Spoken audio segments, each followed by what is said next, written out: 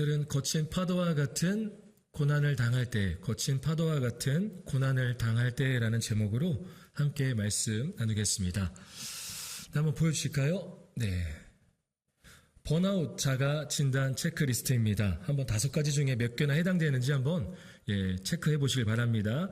첫 번째는 이렇습니다. 최근 아침에 일어나기 매우 힘들고 출근 또는 등교를 생각하면 한숨부터 나온다.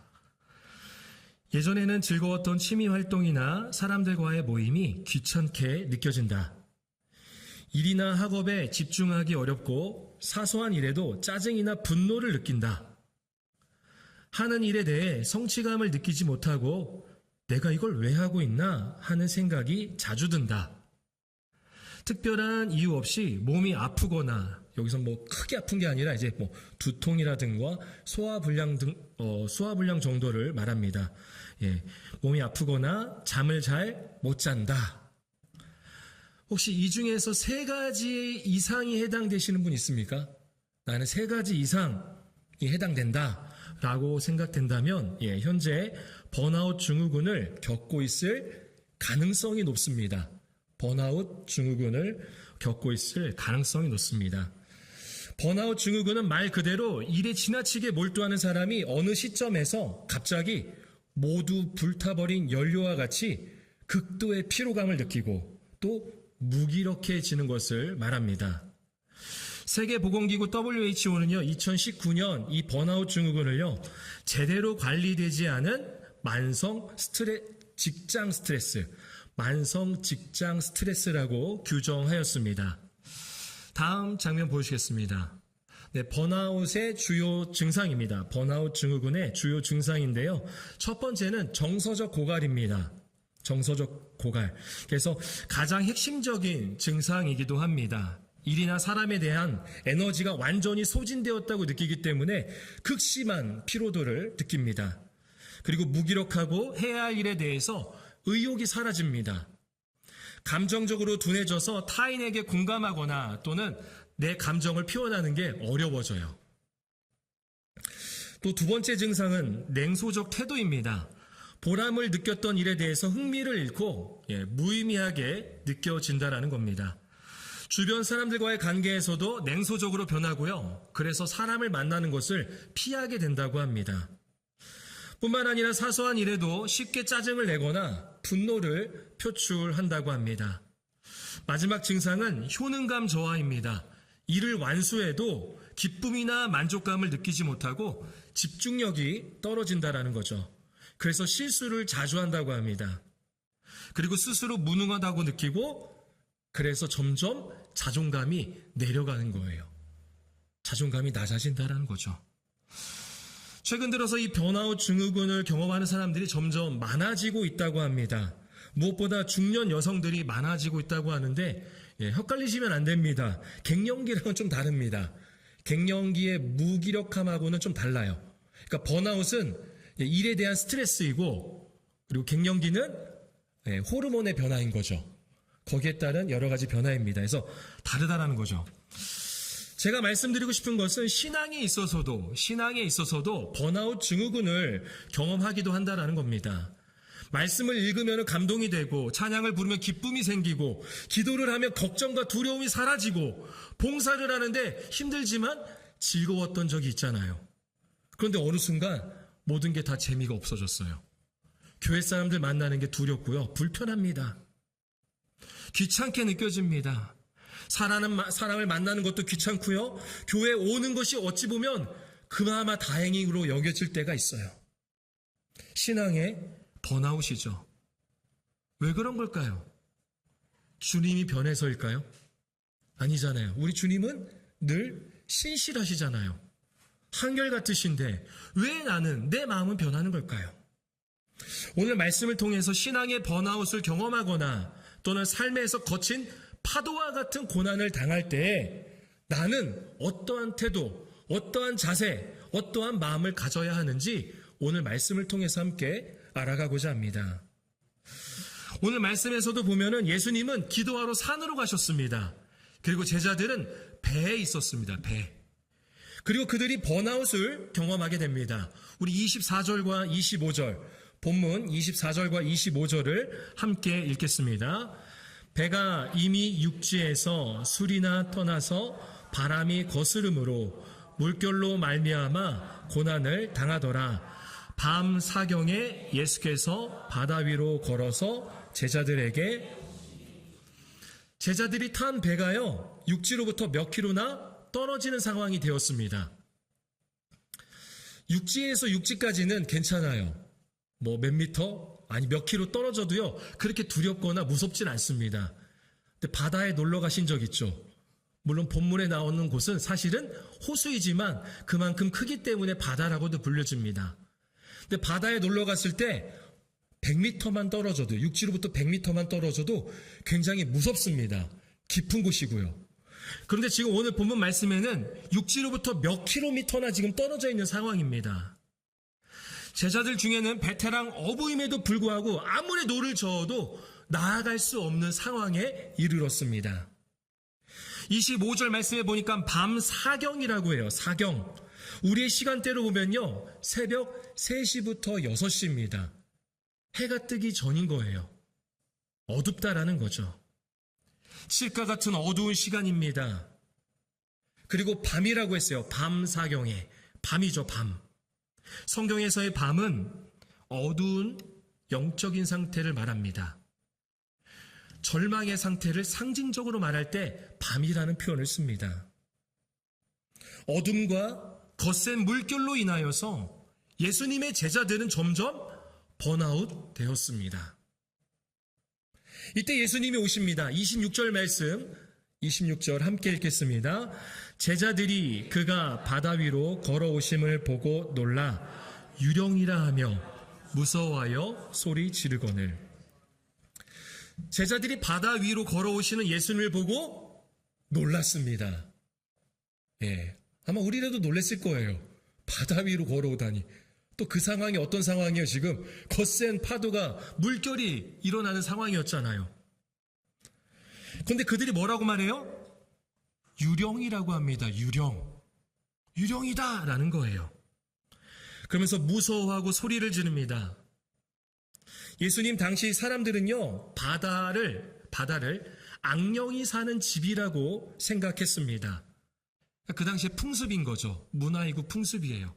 바다는 악령이 사는 집. 그러니까 예수님을 보고 뭐라고 부르는 거예요? 악령이 나타났다라는 거죠. 악령이 나타났다. 다른 사람도 아니고 제자들이 그런다니 좀 많이 아쉽습니다. 이건 말이 안 되는 거죠. 예수님을 모르는 사람도 아니고 예수님의 제자들인데, 그들이 영적으로 어두웠기 때문입니다. 예수님을 보고 유령이라고 말하는 제자들에게 예수님은 뭐라고 말씀하실까요?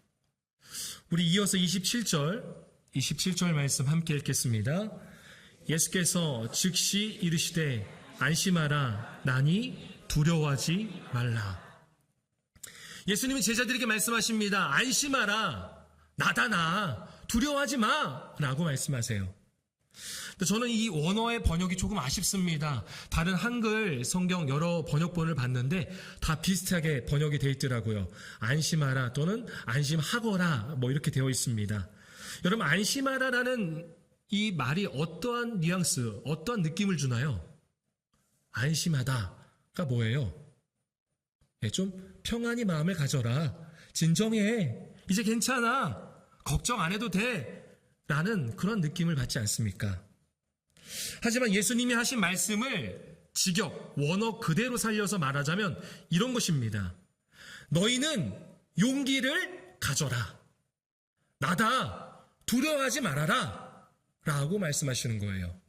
그러니까 완전히 다른 거죠. 예수님은 제자들을 안심시키는 게 아니라 용기를 가지라고 말씀하십니다. 무섭고 두려워할 수밖에 없는 상황에서 예수님은 제자들에게 용기를 가져라 라고 말씀하신다는 거죠. 왜요? 이렇게 말씀하시는 분이 예수님이기 때문입니다. 다른 사람이 아니라 예수님이기 때문에 가능한 거예요. 내가 이 직장을 계속 다녀도 되려나? 이거 정말 다녀야 되나? 고민이 드는 사람도 있을 수 있고요. 아, 이 사업 정말 그만하고 싶다. 지친다. 라고 생각이 드는 사람도 있을 겁니다. 대학이든 취업이든 다 귀찮다라고 느끼는 청년들도 있을 수 있습니다. 사람 만나도 재미없고 왜 사는지 모르겠다라고 느끼는 분도 있을 수 있습니다. 아니면 난 믿음이 없는가 보다. 교회를 다녀도 별로 재미가 없네. 아, 이제 봉사 그만하고 싶다. 봉사해도 은혜가 없는 것 같아. 기쁨이 없는 것 같아. 나는 기도할 마음조차 생기지 않아. 라고 느끼는 분 혹시 이 자리에 계시지 않습니까? 때론 지쳐있고 좌절하여 아무 의미도 소망도 품을 수 없는 우리에게 주님은 말씀하십니다. 용기를 가져라. 나다. 두려워하지 말아라. 우리의 마음을 안심시키는 게 아니라 우리에게 용기를 더하여 주신다라는 거예요. 물 위를 걸어오시는 그 예수님께서 우리에게 용기를 더하여 주십니다. 다른 사람의 말이 아니라 하나님의 아들이신 예수 그리스도의 말씀입니다. 그래서 우리는 용기를 가질 수 있어야 합니다. 두 번째로 거친 파도와 같은 고난을 당할 때 우리는 간절함으로 기도해야 합니다. 우리 30절 말씀 같이 함께 읽겠습니다. 바람을 보고 무서워 빠져가는지라 소리질러 이르되 주여 나를 구원하소서 하니. 예수님의 말씀에 용기를 가진 베드로는 물 위를 걸어서 예수님께로 향합니다. 그러다가 바람을 보고 무서워 어두운 바닷속에 빠지고 맙니다. 우리의 믿음이 그렇습니다. 어떨 때는요, 물 위를 걷는 그런 믿음처럼 보여질 때가 있어요. 아니, 그런 믿음을 소유할 때가 있어요. 그런데 이내 또 바람을 보고 무서워하는 게 우리의 연약함입니다. 정말 주님이 주신 은혜가 너무 커서 무엇이든 다 할 수 있고 감당할 수 있다고 그렇게 결단하고 도전하지만 얼마 지나지 않아서 신앙의 번아웃을 경험하는 게 바로 저와 여러분입니다. 용기 내서 봉사하고 헌신하고 때로는 선교도 했었지만 바람을 보고 무서워 바다에 빠져드는 이 베드로처럼 세상 물결에 휩쓸려 갔던 그러한 모습들이 우리의 삶에 있지 않았습니까? 괜찮습니다. 괜찮습니다. 간절하게 기도하면 됩니다. 베드로가 지금 할 수 있는 것은 아주 짧은 기도입니다. 주여 나를 구원하소서. 이거밖에 할 수 없는 거예요. 정말 인생의 거친 파도와 같은 고난을 당할 때 할 수 있는 가장 간절한 기도. 주여 나를 구원하소서. 이상금 목사님은 기도에 대해서 이렇게 말합니다. 하나님은 기도의 수를 헤아리지 않으시고 그 무게를 다신다. 하나님은 기도의 길이를 재지 않으시고 그 깊이를 재신다. 많은 기도의 제목을 말하는 것보다 다른 누구보다 기도를 더 길게 하는 것이 중요한 게 아니라 기도의 무게와 기도의 깊이라는 거예요. 그 진심, 그 간절함을 담아서 고백하면 됩니다. 때로는 그것이 흐르는 눈물이기도 하고요. 때로는 마음 깊은 곳에서 참으려 하지만 새어나오는 한숨이 되기도 합니다. 어쩔 때는 멍하게 풀린 시선으로 어딘가를 주시하는 게 간절한 기도가 되기도 합니다. 그 안에 간절함을 주님께 드리는 겁니다. 주님, 나를 구원하소서.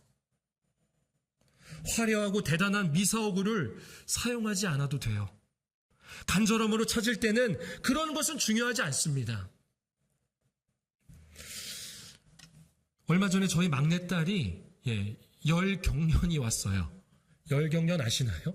저도 처음 겪는 경험이어서 인터넷에 검색을 해봤더니 100명의 아이 중에 6명 정도가 경험을 한다 하더라고요.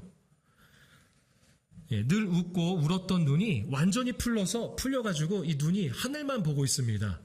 눈동자가 위로만 치켜 뜬 거예요. 예, 경기라고 생각하시면 됩니다. 네, 열경기. 손은 바로바로 떨고 있고 발은 점점 차가워지면서 경직되어 있습니다. 입술은 파래집니다. 그리고 숨을 쉬기가 힘든지 점점 호흡이 가빠졌습니다. 어떻게 해야 할까요? 예, 아내가 먼저 밤중에 발견하고 저를 막 깨웠어요. 어떻게 해야 될까요? 병원에 가기 전에 해야 되는 게 있잖아요. 긴급 상황이잖아요. 위급 상황. 예, 전화해야죠. 어디로? 119. 그렇죠. 119 전화해야 됩니다. 119 전화했습니다. 아내가 전화했어요. 전화해서 어떻게 말을 해야 될까요? 이 늦은 시간까지 수고가 많으십니다. 늘 헌신과 희생을 아끼지 않으시는 소방대원님, 제 전화를 받아주시니 참으로 감사합니다. 항상 소방차와 구급차가 지나갈 때마다 감사함을 느끼고 있어요. 제가 하나님께 힘달라고 그렇게 기도하고 있습니다. 이러한 말은 필요가 없어요. 할 수 있는 게 아니에요. 이러한 미사오고는 필요가 없습니다. 이렇게 말할 수가 없어요. 간절할 때는 하나뿐입니다. 빨리 와주세요. 빨리 와주세요. 우리 아이가 아파요. 빨리 와주세요 밖에 할 수 없는 거예요. 여러분, 거친 파도와 같은 고난을 당하고 있다면 간절함으로 기도하십시오. 다른 기도 필요 없습니다. 주여, 주여, 나를 구원하여 주옵소서. 나 지금 너무 힘들어요. 나 지금 너무 괴롭습니다. 내 마음이 죽어가고 있습니다. 나를 구해주세요. 나를 좀 살려주세요. 이런 간절함의 기도를 하시면 됩니다. 우리의 간절한 기도를 주님은 들으십니다. 베드로를 구원해 주신 것과 같이 우리의 기도를 응답해 주십니다. 우리 31절 말씀 이어서 읽겠습니다. 31절 함께 읽겠습니다. 예수께서 즉시 손을 내밀어 그를 붙잡으시며 이르시되 믿음이 작은 자여 왜 의심하였느냐 하시고, 예수님께서는 즉시 손을 내밀어서 베드로를 붙잡아 주십니다. 그의 기도를 들으시는 거예요. 그의 간절한 기도를 응답하십니다. 그를 구원하셨습니다. 간절한 그의 기도에 응답하신 거죠. 그렇다면 왜 베드로는 물에 빠진 걸까요? 물 위를 잘 걷고 있다가 왜 물에 빠진 걸까요? 예수님 말씀하시죠. 믿음이 작은 자여 왜 의심하였느냐. 그의 믿음이 작기 때문입니다. 그의 믿음이 작기 때문이에요. 믿음이 작다라는 건 뭘까요? 믿음이 작다라는 것은 의심한다는 거예요. 의심한다라는 거죠. 이 의심의 원어의 뜻은요, 둘이라는 의미입니다. 둘. 헬라어로는 듀오라고 하는데 영어로는 듀오 아시죠? 여러분들이 잘 아는 듀엣. 둘이서 부를 때 듀엣이라고 하잖아요. 영어로는 투라고 하죠. 같은 말입니다. 이 의심이라는 말의 원어의 의미가 그렇습니다. 둘이라는 거예요. 둘. 다시 말해서 두 마음을 품고 있다라는 거예요. 그러니까 예수님이 이렇게 말씀하시는 거죠. 믿음이 작은 자여 왜 두 마음을 품고 있느냐라고 말씀하시는 겁니다. 주님 한 분만을 마음에 품어야 하는데 주님도 있지만 보이는 바람, 보이는 거센 파도와 어두운 바다에 대한 그 두려움도 있었던 것입니다. 그 무서움도 있었던 거예요. 그래서 주님이 말씀하시는 겁니다. 믿음이 작은 자여 왜 두 마음을 품고 있느냐. 나 하나만 바라봐야지. 나만 생각해야지. 나만 그 마음에 두어야지 라고 주님이 말씀하신다는 거죠. 야고보서 1장 6절에서 8절까지의 말씀을 새번역 성경으로 같이 한번 읽어보겠습니다. 새번역 성경은 앞에 화면에 나와 있습니다. 함께 읽겠습니다. 조금도 의심하지 말고 믿고 구해야 합니다. 의심하는 사람은 마치 바람에 밀려서 출렁이는 바다 물결과 같습니다. 그런 사람은 주님께로부터 아무것도 받을 생각을 하지 마십시오. 그는 두 마음을 품은 사람이요 그의 모든 행동에는 안정이 없습니다. 믿고 구합니다. 믿고 구해요. 그런데 의심해서는 안 된다라는 거죠. 믿고 구할 때 우리는 두 마음을 품어서는 안 됩니다. 두 마음을 품은 상태로 구한다면 주님으로부터 아무것도 받을 수가 없다라는 거예요. 두 마음을 품지 마시길 바랍니다. 다시 말해서 한 마음만 품으십시오. 주님 한 분만 믿고 주님 한 분만을 바라보시길 바랍니다. 왜요? 그분이 누구이기에? 그분이 누구예요? 예수님. 33절 말씀 같이 한번 읽어보겠습니다. 33절 함께 읽겠습니다. 배에 있는 사람들이 예수께 절하며 이르되 진실로 하나님의 아들이로 소이다 하더라. 배에 있는 사람들은 예수님의 제자들입니다. 예수님의 제자들이 예수님께 절하며 이렇게 고백을 하죠. 진실로, 이것은 진짜로 하나님의 아들이십니다 라는 고백이에요. 맞습니다. 예수님은 하나님의 아들이십니다. 하나님의 아들이시기에 우리는 예수님만 믿고 예수님만 바라보고 예수님 한 분만을 마음에 품을 수 있습니다. 거친 파도와 같은 고난을 당할 때 하나님의 아들이신 예수님 한 분만 마음에 품으시길 바랍니다. 사람의 말 아니에요. 가까운 사람의 말 아니에요. TV에 나오는 사람 아니에요. 하나님 아들, 그 예수 그리스도만을 품는 저와 여러분 되기를 소망합니다. 말씀을 정리합니다. 대부분의 동물들은 호랑이를 만나면 숨을 거의 못 쉬고 멈춰 있는다고 합니다. 왜 그럴까요? 무서워서. 맞아요. 무서워서, 두려워서. 사람도 그렇잖아요. 제가 어렸을 때예요. 지금이 아니라 어렸을 때 집에 혼자 밤에 있었는데 갑자기 책이 떨어졌나 그랬어요. 근데 제 마음에 어떤 생각이 들었냐면 도둑이 든 줄 알았어요. 순간 아무 말도 안 나오더라고요. 그런 거 경험해 보셨죠? 너무 무서우면 말도 안 나오고 몸이 안 움직여져요. 무섭고 두려워서 번아웃이 되는 거죠. 아무것도 할 수 없는 상태입니다. 그렇게 다른 동물들은 호랑이에게 잡혀 먹힌다고 합니다. 그런데 사냥개들은 다르다고 합니다. 사냥개들은 다르대요. 호랑이를 보면 무서워하고 두려워해야 하는데 오히려 자신만만하게 호랑이에게 달려든다고 합니다. 그러면 호랑이가 겁을 먹고 나무 위로 올라간다고 해요. 본래 호랑이는 나무를 탈 줄 모르는데 급하니까 호랑이가 나무까지 탄다고 합니다. 사냥개가 겁도 없이 호랑이에게 덤빌 수 있는 이유가 무엇일까요? 심리학자들은 사냥개의 뇌리에 새겨진 자아상 때문이라고 합니다. 지금까지 수없이 주인이 총으로 맹수를 쏴 죽인 것을 봤기 때문입니다. 그래서 호랑이가 앞에 있어도 주인이 책임진다는 것을 믿고 호랑이에게 덤빌 수 있는 거예요. 사실 사냥개가 싸움이 되나요? 호랑이가 훨씬 세지. 근데 누구를 믿기 때문에? 주인을 믿기 때문에. 주인에 대한 절대 신뢰가 사냥개들에게는 큰 힘이 된다라는 겁니다. 하나님의 아들이신 우리 주님 예수 그리스도가 우리의 주인이 되십니다. 그분이 우리에게 말씀하십니다. 용기를 가져라. 간절함으로 기도하라.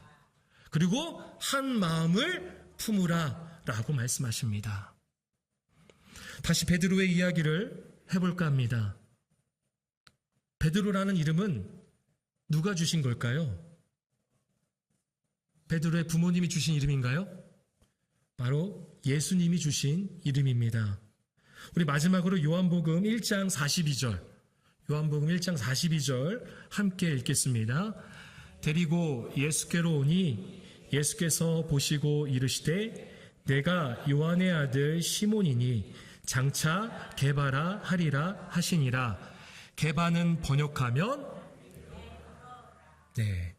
시몬에게 이름을 주시는 거예요. 어떠한 이름? 게바라는 이름인데 게바라는 뜻은 바로 베드로입니다. 베드로.